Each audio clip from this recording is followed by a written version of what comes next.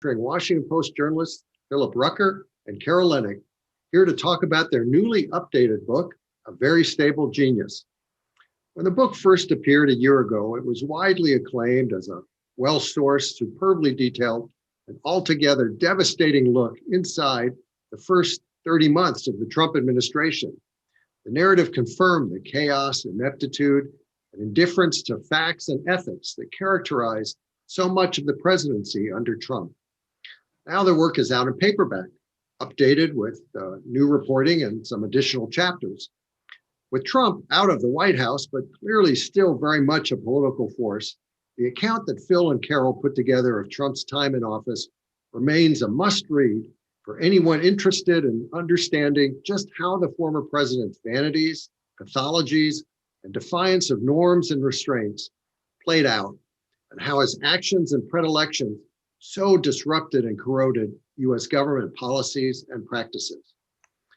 Phil and Carol were the perfect pair to tackle this subject. Carol's a national investigative reporter who's been with the Post for 20 years.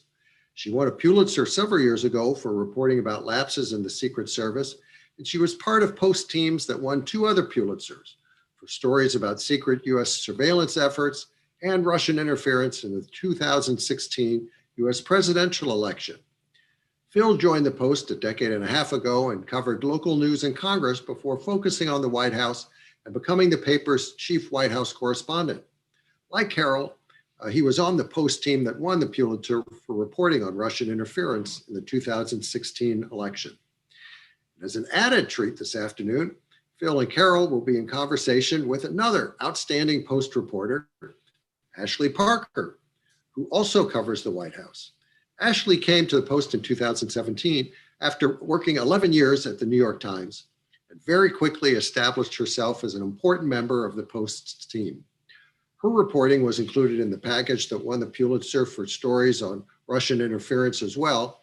And like Phil and Carol, Ashley frequently appears on NBC News and MSNBC as a contributor. For those of you not familiar with how this virtual format works, although you won't be visible to us, you'll still be able to ask a question if you'd like. To do so, just click on the Q&A icon at the bottom of your screen.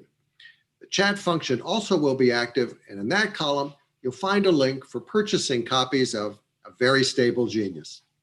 So Phil, Carol, and Ashley, the screen is yours. Perfect. Thank you guys for inviting me to do this, Phil and Carol. So one treat was I have somehow like 5 copies of your hardback, and now I have the paperback, which has 2 new chapters and a new epilogue. And I was struck by the final sentence of the epilogue, which is now the final sentence of your book, A Very Stable Genius, which is, the time had come for voters to decide. And so I sort of have 2 questions. Maybe one of you can take one and one can take the other. But my first question is, having chronicled the Trump presidency daily and in a book, did you have any inkling of what the voters would decide? And then again, having spent so much time immersing yourself in Trump, did you have any inkling of how his entire 4 years might basically culminate in the January 6th attacks on the US Capitol? Well, Ashley, first off, thank you so much for joining Phil and me because we love working with you every day side by side. So we'll just pretend we're all back in the newsroom again. And your questions are always great. I'll try a stab at that first question and just say that, you know, at the beginning of the year of 2020, it struck me that the president was on a near juggernaut to reelection, that he was doing quite well. And really, because he'd never been held accountable in those previous years, he had every reason to feel impervious to criticism, impervious to consequence. And voters and Republican lawmakers were squarely on his side. His base was still intact, so to speak. As the year went on, though, that started to look a lot shakier. And literally by the month, the grains of sand were coming out of whatever ballast he had for reelection. I didn't know how it would end, but my gut feeling was that it was not looking good. And, you know, we try to avoid speculating in real time, but that was my sense. And then I'll kick it to Phil. Yeah, I would agree with that and say, the reporting bears that out too. There was increasing anxiety, and you picked up on this in your reporting as well, Ashley, in the Trump campaign and within Republican circles more broadly in the run-up to the November 3rd election, a feeling that he was behind, and it would really take sort of a Hail Mary if it were for him to win this second term and win re-election. The president didn't necessarily feel that because he was out on the road at these massive campaign rallies, but those in his circle who were looking at things a little more rationally and actually understanding the data and the numbers and the political dynamics out in the country understood that he was, not likely to win the second term. But January 6th, I have to say, I think we all saw that something like that could happen. And it goes all the way back to the 2015, 2016 period when he was running for president the first time. And his rallies, his rhetoric at his rallies took on such a corrosive tone, and there was sort of violence in the air. And I don't mean that there was violence actually playing out, but you always felt when you were in attendance at those rallies like anything could happen at any moment. And it seemed like it was only a matter of time before his followers would heed his call and take him seriously and literally and cause damage. And by the way, forgive me, everybody listening, I have a puppy who hears me on the Zoom and he's barking. And so we're just going to have to deal with that, but hopefully he'll calm down here shortly. And then in doing the book, you got to pull back a little bit from the daily rhythms of covering Trump and the Trump White House. And I'm curious sort of, what were the big themes of the presidency that emerge that we sometimes sort of don't see in the frantic, okay, we need a story on how he fired Rex Tillerson by tweet? Well, I'm glad you provide that wonderful segue and example, because that is definitely one of the themes, or it fits into one of them. I mean, what Phil and I found over and over again was how, in this trajectory that I'd consider sort of a bobsled downward, the president was increasingly pushing out the people who gave him pretty good advice, but also, most importantly, people who tried to temper him and advise him, explain, as Rex Tillerson did, that NATO, being allied with European leaders actually keeps Americans safe, keeps the country from engaging in dangerous wars or incursions abroad, keeps troops abroad safe. He was driving those people out. Those guardrails were falling down. And as the guardrails fell down, more and more yes men replaced those people. Instead of Rex Tillerson, you had Mike Pompeo, who parroted whatever the president said, or sort of jilted his way into figuring out how to repeat the president's talking points without lying. Instead of John Kelly, who blocked the president from several dangerous decisions, you had Mick Mulvaney and then ultimately Mark Meadows, both people who were in the camp of let Trump be Trump. Instead of General Mattis, you had Mark Esper, who a perfectly lovely guy and very smart, but increasingly unable to really rein the president in. That was a central theme throughout. And following up on that, I mean, you mentioned these guardrails, and that was often the thing that all of our collective sources would tell us privately, right? When you would sort of pose the question to them, well, Charlottesville happened and you're still there. Why you say it's unacceptable? Why are you still there? And they would say, well, I'm sort of here. You don't know all the stuff I'm preventing from happening, right? You don't know how much worse this could be. You don't know how much worse that Charlottesville statement could have been. So I'm curious, do you sort of buy into the theory of the guardrails working a bit? Is there some truth to that, or was that kind of self-justification for people who, whatever reason, wanted to be in the White House? I think there was an evolution over the 4 years. I think the people who joined the administration early on, and obviously not all of them, but some of them in those senior roles in the first year or two, saw themselves as trying to help protect the country from the president. They believed in the president's agenda.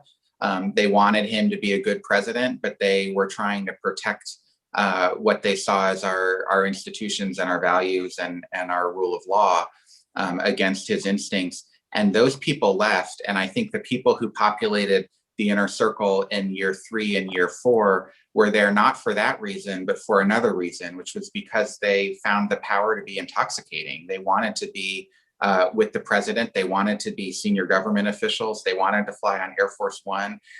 They liked the power and the perks that came with that office, and they didn't have the same sort of drive to be there to protect the country so much as to be there to enable the president and to be around the president and to advance their own sort of personal careers because of their proximity to power. Makes sense. And so you guys are now both teaming up again to write a book on basically the final year of the presidency that I will get to in a second. But I'm curious, did writing A Very Stable Genius change how you returned to daily reporting when you came back to the newsroom in the final year or so? Both the experience of the book, or sort of maybe the rich source material or new ways you learned of thinking about the White House. And I'm kind of curious, were you better sourced? Did you now look at the daily report through a different lens? What was that dynamic like when you returned from book leave? You know, one of the pitches that Phil and I made to Marty Baron when we went on leave was we felt like writing the book, even though we were leaving in the middle of it. We got a very short leave, let's be honest, but leaving in the middle of this presidency, which moves so quickly, you can see why an editor doesn't want to lose any of the reporters that cover this presidency. And so one of the pitches we made was, hey, look, we think that we're going to learn a lot more about what's going on behind the scenes, and that's good. And we're going to meet a lot of interesting people who, for history, are going to talk to us, and that may behoove the coverage later, may benefit the coverage later. And I think that pitch totally came true. I feel that many of my lens, at least, for seeing the president, I wasn't watching him as close up as Phil was, but my lens for looking at the president improved dramatically. But also the sources, when the Ukraine call happened, which was, after we had, the book finishes at that point, the first version, and the paperback takes you through that period of impeachment. But when we put the pen down and we're back in the newsroom during the impeachment and the Ukraine call, there were so many sources who were calling saying, oh, let me tell you about other insane calls that the president made. Let me tell you about some other things the national security firmament was really shivering over. And so that was a great benefit from my perspective for the paper.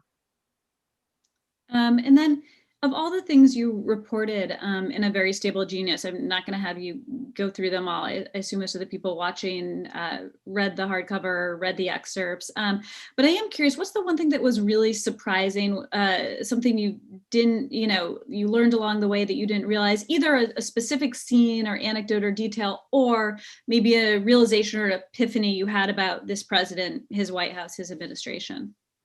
I'll offer two things. One is sort of a broad takeaway of what we learned, which is it's so much worse than we knew in real time. And what I mean by that is it's just what happened was more chaotic, less disciplined. The consequences were more severe. The language the president used with the people in the government was more corrosive than we knew. And that's not at all a knock against the daily reporting. It's just a statement of facts that it was really that bad. And the daily reporting captured that it was bad, but we didn't have that sort of extra layer behind the scenes that you can have with the benefit of time passing to really see, just how corrosive the environment was in the West Wing. And then one specific thing we learned that really did surprise me was the basic lack of sort of knowledge about the country that Trump had. He, ran to be president of the United States, was elected president of the United States, and he gets into office, and there are just basic things that he didn't grapple with and didn't really care to learn. He had trouble reading a portion of the Constitution, and it was clear to the people watching him that he had never really read that document before and was coming to the language totally cold.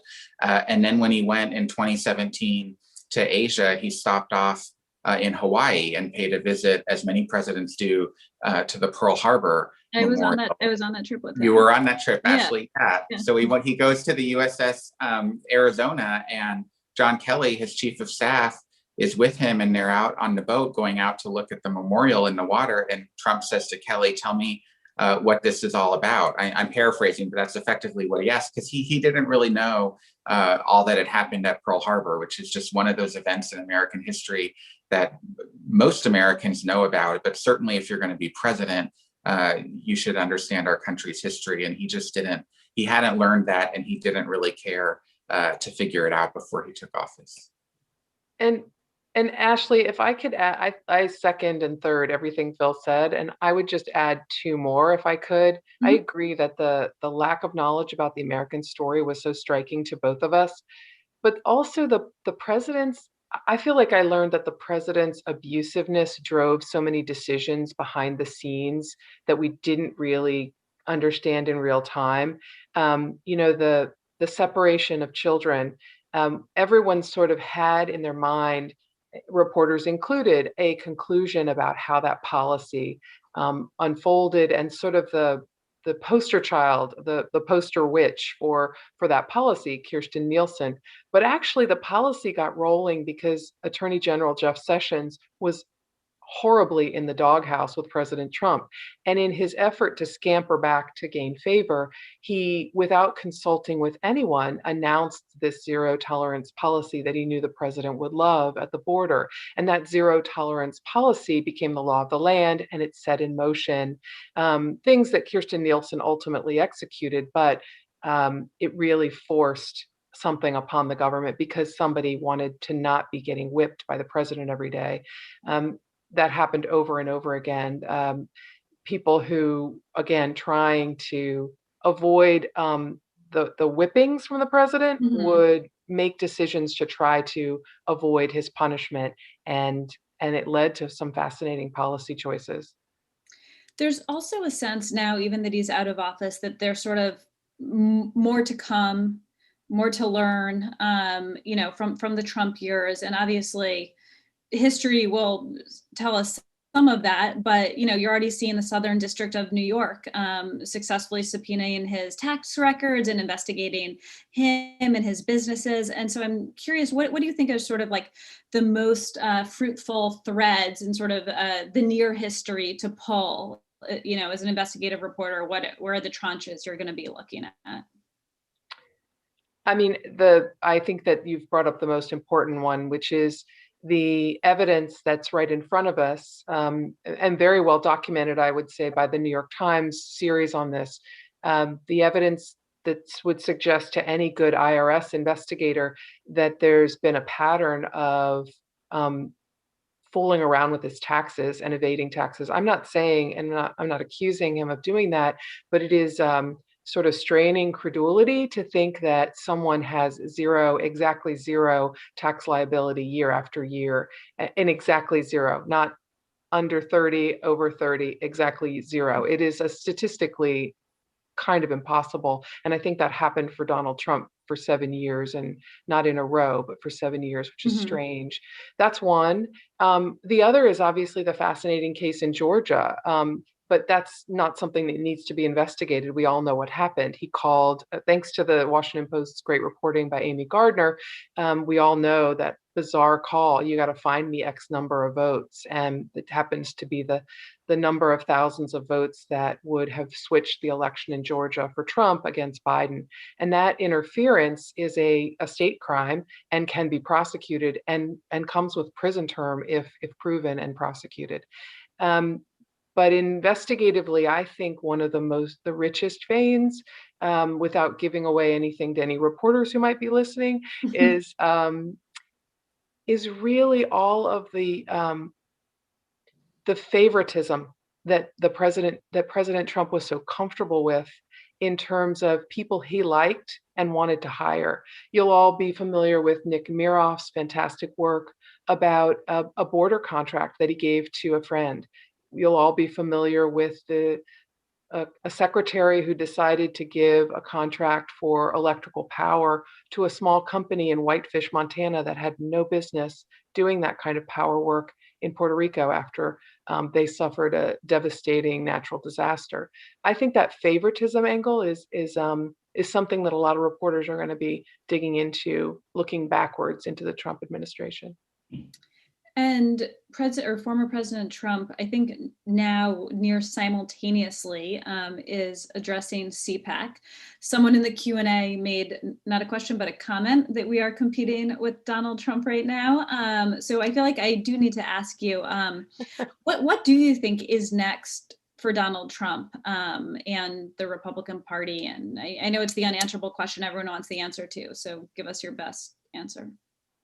Well, first of all, I will just say to everybody joining us, thank you for sticking with us. I trust that you're all recording Trump's CPAC speech on your DVR to watch tonight with a cup of hot chocolate, and it'll probably be a couple hours long because, as Ashley remembers, that he goes long at CPAC. I think the record was 2 hours and 10 minutes, something like that.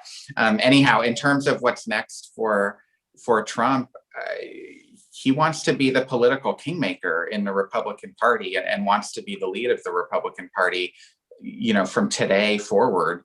And, he's going to be trying to claim that mantle on the stage in CPAC in Orlando, but it's going to continue in the weeks and months to come.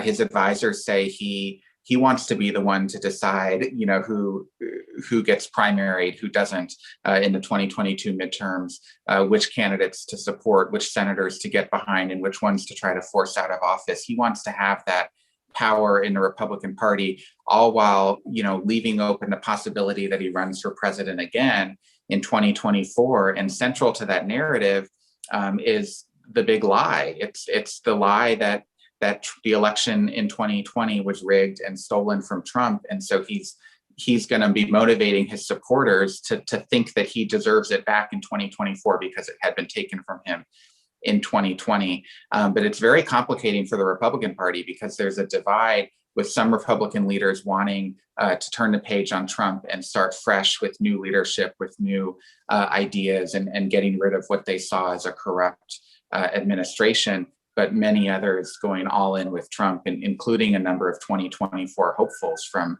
Ted Cruz to the South Dakota Governor Kristi Noem, who had a big star-studded weekend down at CPAC, to Donald Trump Jr., the president's namesake son, who is in that mix as well as a possible candidate should his father decide not to run.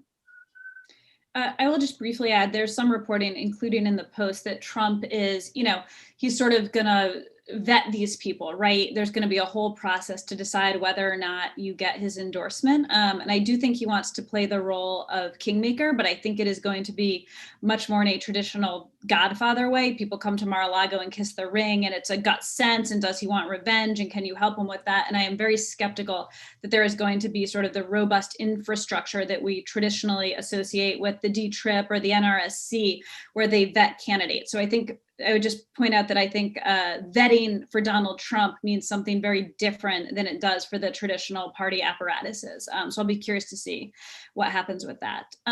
So now moving on to your current book, I know there's not a ton you can reveal, but since you're both on leave from the Post and totally immersed in it, I have a couple questions. One is just, how does the experience compare doing this second book on his final year to writing A Very Stable Genius?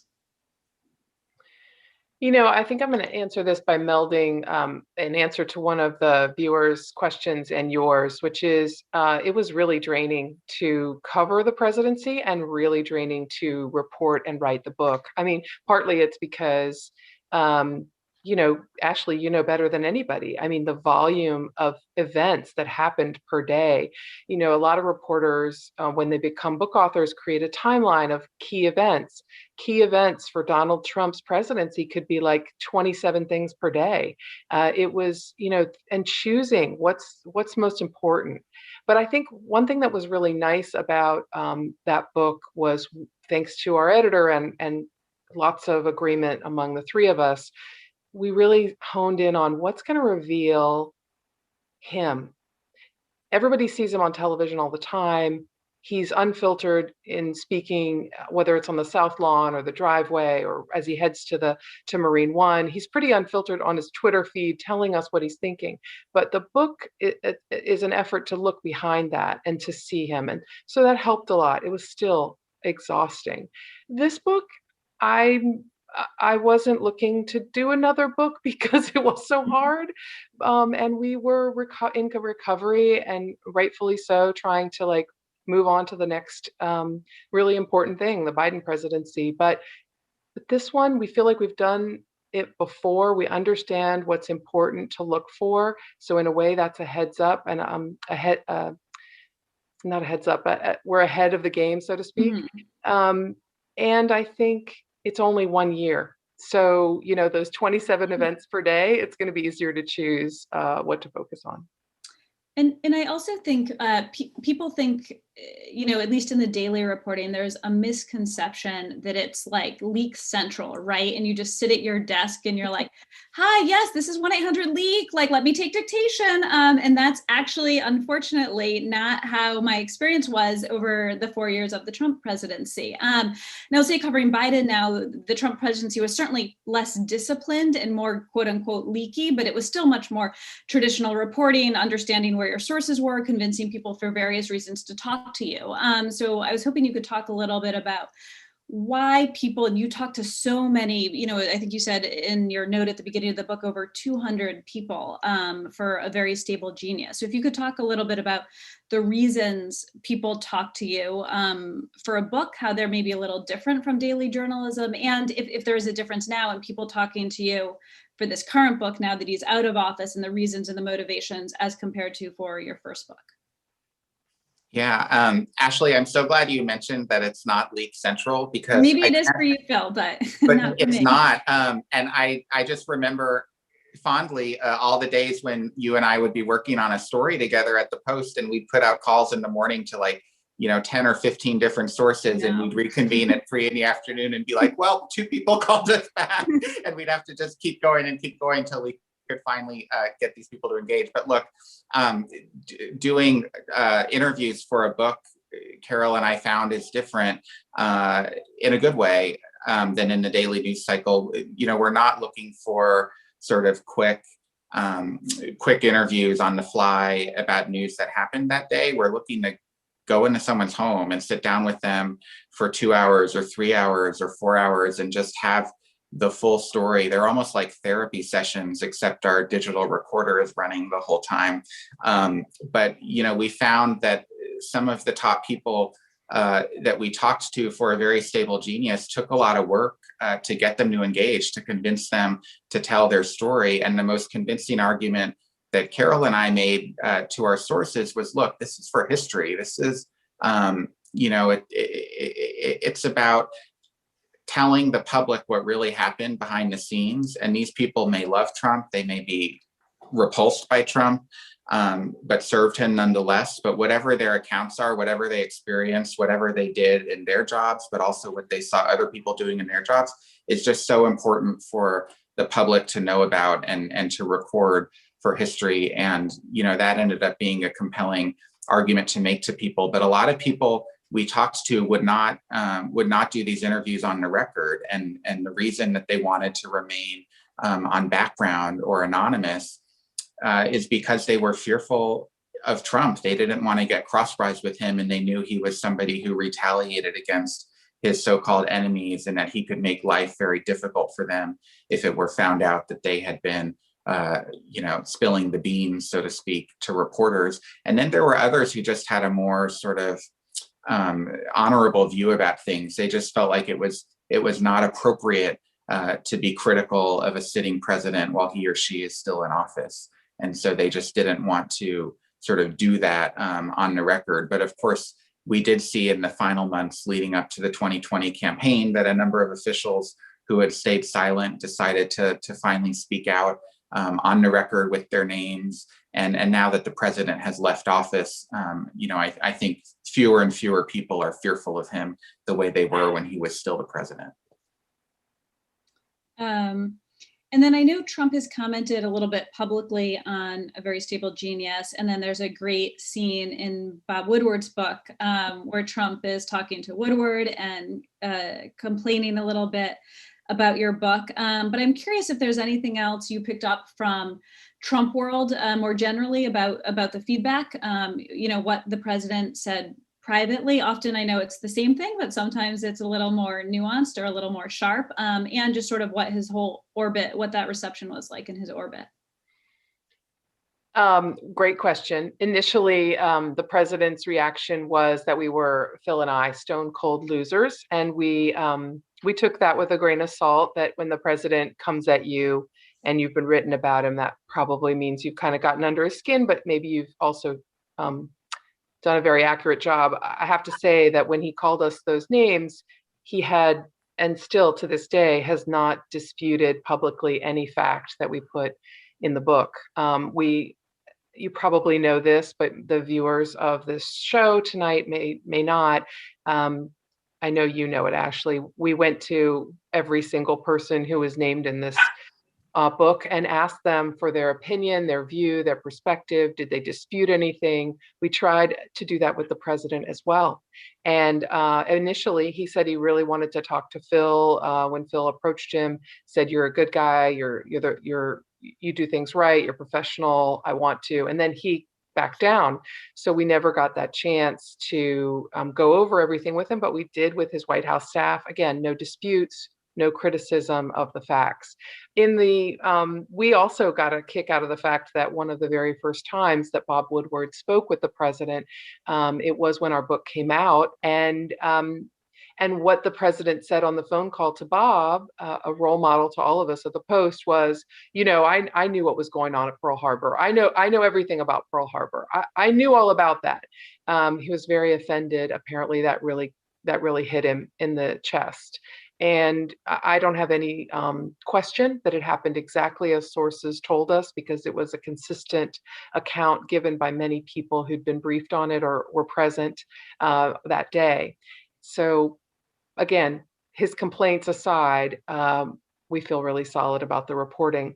I look forward to the president, though, giving us his perception about this presidency of his in the near term. And I am eager to hear what he thinks his legacy will be. And I know Phil is too. I would just add one little thing that we picked up from sources about what Trump thought of A Very Stable Genius. He hated the title, which of course, those are his own words. That's what he calls himself, a very stable genius. But he thought we were, that was a low blow. He did not like that we would appropriate his own definition for our title. And he hated the cover. He thought that including his eyes the way we do on the jacket design was not something he approved of. Okay, makes sense. I'm also curious, Trump has spawned such a publishing cottage industry in a moment where books are not necessarily handing out advances left and right, but for Trump, I mean, there is a desire for a book on his last year, a book on his campaign, a book on his time in business, a book on his children, a book, if he was one of those presidents who had dogs, I have no doubt there would be a book on his dogs. And neither of you, if I remember when you were getting started, I didn't think of you as people who just sort of wanted to write a book as something you had always thought you would do to check off on your resume, or as part of being a journalist. But you wrote this book, you're now writing a second book. So can you talk about sort of why you felt so compelled? Because these books they're not easy to do. Phil, do you want to try that one? Yeah, I actually did always want to write a book at some point. I just never knew. No. I just never. I didn't kind of hit the right. I didn't come across exactly what I wanted to write about until this. And Carol and I both felt like we were covering a really historic time, not only a historic presidency, but an historic period for this country. And I was like at the White House every day writing about this and had a front row seat to all of this. And Carol was investigating all of this day to day. And it just felt like this was an opportunity to, take our daily journalism jobs and expand upon it and write something that can be meaningful for history, for the country. It felt like journalistically a good challenge. I had never written a book before and learned a lot of new skills as a journalist and as a writer and as a reporter in doing this. And, I'm glad we did. And the second book, I mean, I certainly, when we finished A Very Stable Genius a year ago, did not think I'd be writing a second book a year later, but we have a very compelling editor, Anne Godoff, the president of Penguin Press, and she successfully persuaded us that we needed to finish the job. And the final year of this presidency was even more historic than the rest of it, and was deserving of its own title. And so here we are. And I have a few more questions, but I also see questions lining up in the queue. So I'm going to ask just one more and then hop to them. But I know you're sort of still in Trump world a bit because you're working on a book about him, but I was wondering if you could talk a little bit about adjusting to professional life in a post-Trump world. Or when I guess it's not post-Trump, but he is no longer the president of the United States. I mean, there's no question that he was such a force in our industry for a couple of reasons. One, he was a news blizzard. There was nothing like it. I mean, that's part of the answer to your earlier smart question, Ashley, about why we wrote the book. It was literally a blizzard every day, dizzying bullets going past your face. So writing a book and making sense of it was very appealing. The second thing about the president that was so unusual was his challenge of the press. He was accusing us of being the enemy of the people. And we hadn't been in that kind of defensive crouch before with a president. I mean, all presidents kind of mutter and complain and sometimes get acerbic about the media. But this person was basically saying that we were gutter trash and that we were making things up. And so I think the post Trump period is going to be really very difficult for us for two reasons. There is not the same kind of blizzard of news. So everyone's going to have to learn the old way again. The old way, which is dig deep. Don't just respond to the latest tweet from the president. Don't just, we had to do that because he was exhaustingly prodigious at producing news. He worked that news cycle. But now we're going to have to think harder about not being so reactive and actually being proactive about what the stories are. The second is, I think it's going to be a really difficult time because we have to take a new role, which is getting people on board for fact and showing them in our journalism why we got to B or C or D in our reporting, being more and more transparent, almost I think a redesign of how we write a story. We're going to have a whole new set of paragraphs that aren't just, we interviewed 24 people for this story. We're going to have to show them how we got there, because there is a large portion of America, and some people would argue it's nearing, 40%, that don't believe the so-called evil mainstream media. So we have our work cut out for us. So there's 18 questions. I'm just going to kind of go in order, and I guess the quicker you are, the more we can get through. First, authors, please share your personal suspicion or hunch, even if there's never any proof. I would advise you guys against that. But the question is, do you think Putin has something compromising on Trump? Is there any way to, this is a question a lot of people do have, any way to explain or justify what seems to be Donald Trump's, fealty to Putin and to Russia? Carol. I'll take that. It would be totally inappropriate for a reporter to say there's evidence of something when we haven't published it and we haven't gathered it. That's our standard. However, it's been clear all along, because the president and his children who work in Trump org have said so, that he has relied heavily on Russian money for a lot of his businesses through the years. So while there was much drama about the Steele dossier and the claim that Putin had some evil, embarrassing video that showed Donald Trump in Moscow in 2013 in the Obama suite at the Ritz-Carlton in Moscow, and there was some weird sexual activity going on with prostitutes. While there was that claim and never evidenced, there is significant evidence of the president as a businessman and his reliance on money coming out of Russia that international investigators are very suspicious was a stream of laundered money from Putin's sort of network of oligarchs. So I think that's a fruitful area to investigate. That doesn't mean there's evidence. It means there's significant information pointing in that direction. And forgive me for jumping on that one, Phil.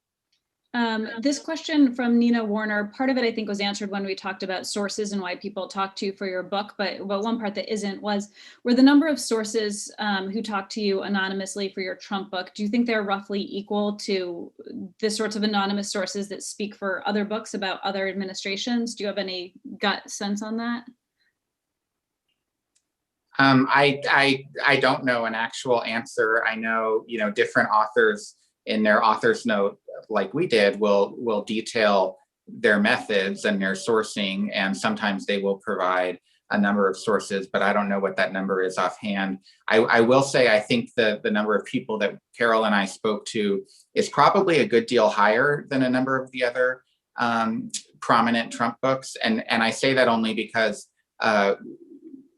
we went pretty deep in a lot of different parts of the government, and a lot of the books about Trump will rely on, a handful of narrators to guide them through different aspects of the presidency, but don't necessarily do sort of the comprehensive accounting of everything that happened. And what we did in A Very Stable Genius is, there's the West Wing White House intrigue, but there's also a lot happening at the Pentagon and the State Department and Homeland Security with immigration and foreign policy and other domestic policies in Capitol Hill, and I could go on and on. But my point is, I think when you attempt to write a book that covers the whole arena comprehensively, you can't do it without talking to an extraordinary number of sources, and that takes a lot of work.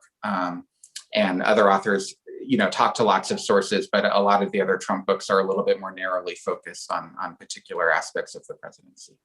And this we covered a bit, but just if there's anything else to add on if you see Trump keeping his base, if he's the future nominee in 2024, anything else about Trump's role in the future of the Republican Party and sort of the survival of Trumpism, which is not just the president, but is sort of that dangerous misinformation, the lack of civility in discourse, kind of everything he ushered in, that if you look at a Marjorie Taylor Greene or some of the Josh Hawley, does seem to be a blueprint for some candidates right now. I think Phil's better answered this pretty well earlier, but I'll just add to say that it's still to be seen how long this Trump train takes us or how far it goes. But there's no question that he has created something, because a lot of Republican lawmakers were afraid of it and hoping to grab a piece of it. And that's part of why, even though Donald Trump crossed them, was disloyal to them, broke the norms that they held dear, sometimes humiliated them, that is why they kept backing him on many things that they disagreed with and that they admitted privately they disagreed with. So his ability, we say in the book, our title, A Very Stable Genius, the one thing he was truly a genius at was this megaphone of stoking people's angers and fears. There's part of the American public that feels really disenfranchised, disappointed, left behind economically, culturally. They feel like that everybody's sped past them. So he's been able to tap that. And I think that a lot of people are going to try to replicate that or copy it alongside him. And just over into where questions that sort of have nominally been answered, I'm going to skip past now. So one question is, have either of you had any threats to your safety or that of your family because of your reporting? Yes. And I don't really want to answer. We'll skip past that. Okay. I think you have your answer. How would you explain the willingness of so many people to set aside ethics and character in order to adopt total fealty to Trump and the MAGA movement? Go ahead, Carol. No, you go. Okay. I think the easiest way to explain the fealty to Trump in this movement is to look at his approval rating among Republican voters, the so-called base. The reason all of these Republican members of Congress, senators, governors, you name it, are so fiercely behind Trump is purely because their voters are behind Trump. And, they don't love him. Most of them don't love him. Most of them privately wish he would just shut up and go away and disappear. But they realize they would lose their power if they were to ever cross him. And, the explanation for the fealty for all of these years is because Trump remains, has been and remains at, 90 some odd percent approval among voters who identify as Republican. And that's an extraordinary intensity of support among the base of one party. And there's just not really any oxygen for Republicans who are going to be anti-Trump. And with a few exceptions, Mitt Romney is somebody who's able to have political strength and his own political brand in Utah, but that's for very sort of unique reasons relating to Romney's background. Most other Republicans are not able to cut it if they break from Trump. Do we have any sense of what issues the intelligence community had that Trump overrode and ultimately granting? I remember at the time we all did a lot of reporting on this, but in ultimately granting Jared Kushner a top secret security clearance?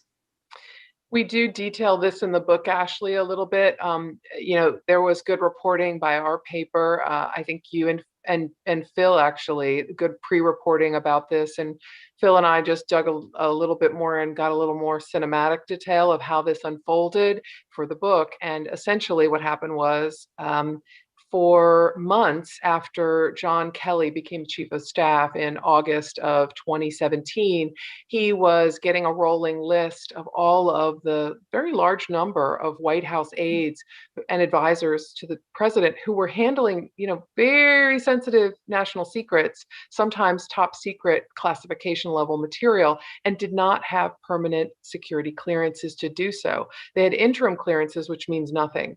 And so what was the reason for that delay? Well, what he found was that several people had been flagged as investigators had worries about this. The CIA, interestingly, was concerned about giving Jared Kushner a permanent clearance. And the reason we were told and learned was that he was viewed as very easily manipulated by multiple foreign governments who had been caught on the equivalent of a wiretap, a national security intelligence eavesdropping device, talking about how they would be able to work Kushner. He was the president's frontman on many foreign policy negotiations, and that really worried the CIA. It was particularly true with Israel, Saudi Arabia, Mexican officials as well had mentioned this.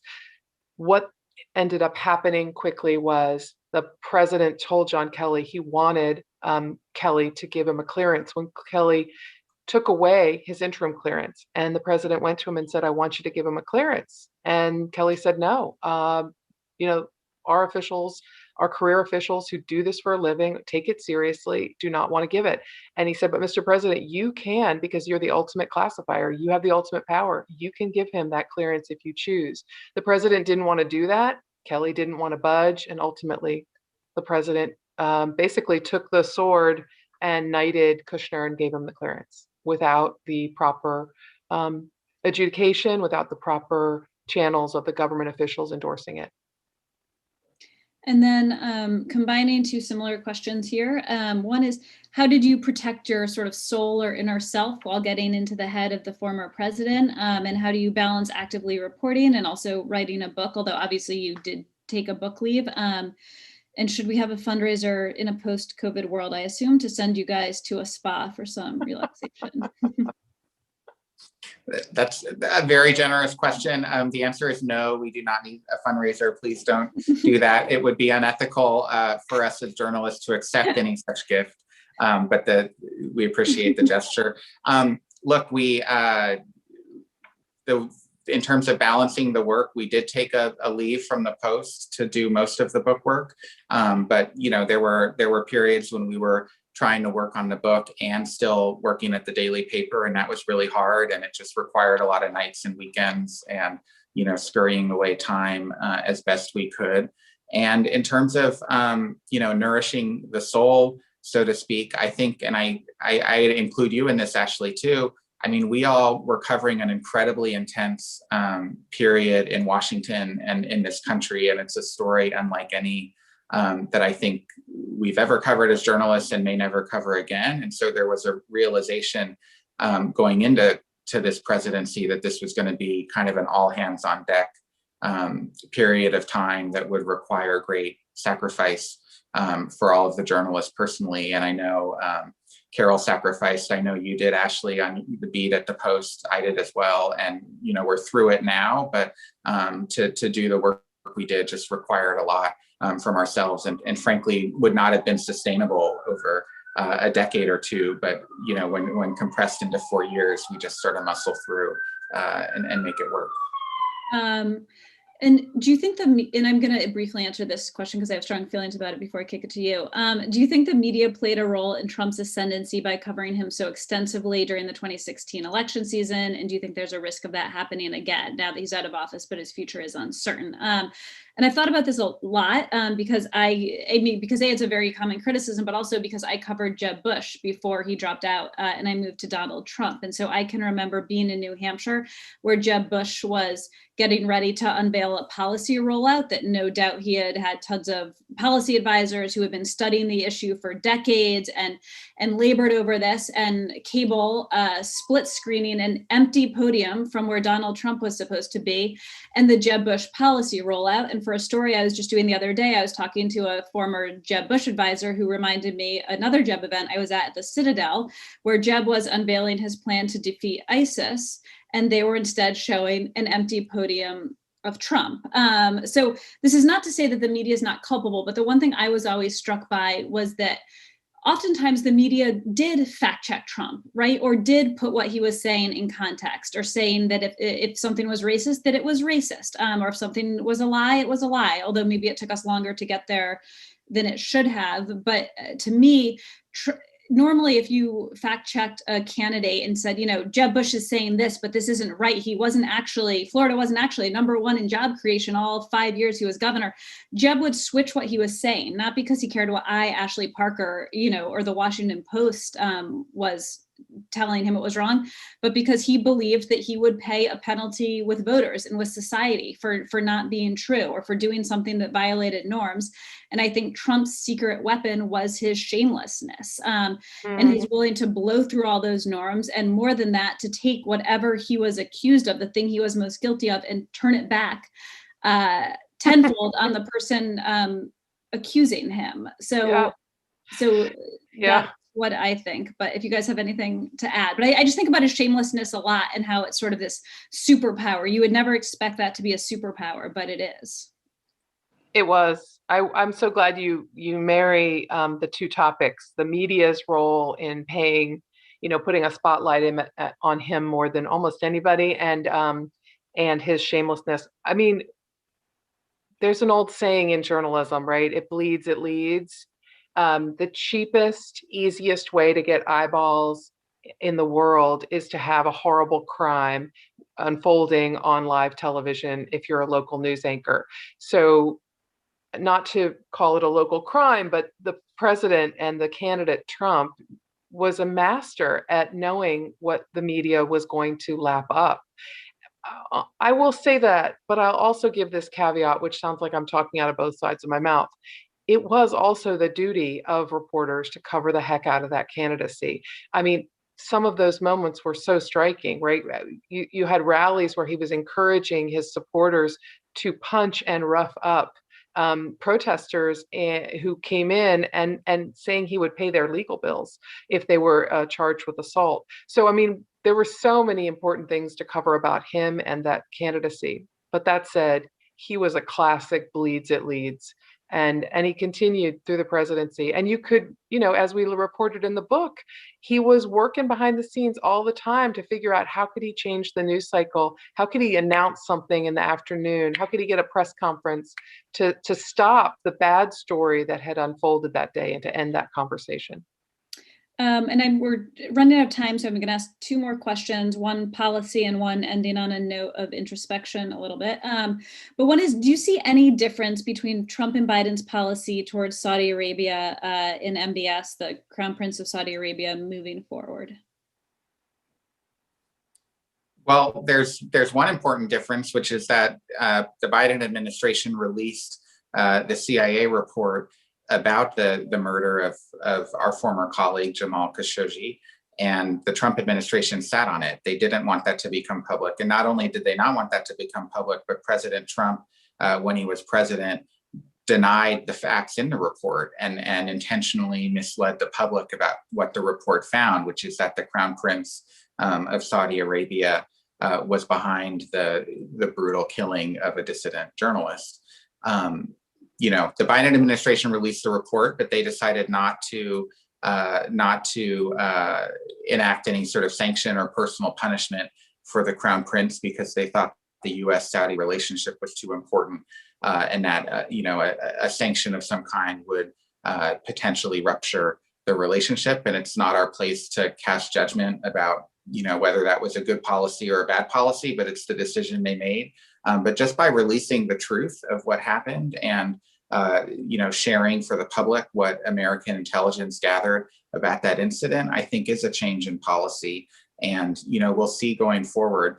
Trump and his son-in-law Jared Kushner were openly solicitous of Mohammed bin Salman, the Crown Prince. They invited him to the White House. They gave him a lot of personal attention and flattery. And we're already seeing that Biden is going to keep personally some distance. There was a call Biden had a few days ago with the king, the 80-something-year-old father in Saudi Arabia, King Salman, and apparently the U.S. side instructed that MBS not be on the call, that Biden didn't want to have any personal interaction with MBS. MBS has not been invited to the White House yet. And so there may be sort of going forward a bit of an icier relationship between the Crown Prince and the Biden administration, but just releasing the report alone is a change in policy. And then last question from Cindy Small. Writing a book is so very different from writing as a daily member of the media. Did you learn anything new about yourself as a writer? And I'm just going to also add as a reporter and as a human as you produce this book. Well, I'll just share something revelatory, I suppose, which is that, I think that Phil and I both view each other as pretty good journalists, like the kind of respect we have for you, Ashley. We think well of our skill set, but I learned a lot working with Phil, which was really at times really joyful. I learned about the importance of, the movie kind of scene that needs to be crafted and the key elements that are pieces of that. I'm kind of a bloodhound about facts and less about, thinking through how each of those facts will be relevant to painting the picture. And so I learned a lot from Phil, and I found that really rewarding. And Phil? Yeah, it was a great process, and I learned a lot from Carol, who's just a relentless digger when it comes to reporting and not giving up. And to see her, pursue, I talked earlier about some sources took a long time to persuade to talk, and they eventually did talk, and that's in large part to Carol, who was just so persistent. And actually, you have the same quality, Ashley. You'll email people every single day for months until we get them on the phone. But just to watch that's a level of persistence and drive that I didn't necessarily have as a reporter, but I learned that from Carol. All right, well, thank you guys. Yeah, great moderating, Ashley and Phil and Carol. You two are truly a great example of why newspaper editors ought to give their reporters time off to take even deeper dives into what they've been covering and to write very significant books. Very eager to read the next one, so hurry up. To all of you watching, thanks again for tuning in and for not bothering to watch Trump's speech live at CPAC. A reminder that in the chat, you can find a link to purchase a Very Stable Genius. From all of us here at Politics and Prose, stay well and well read. Thanks, Brad.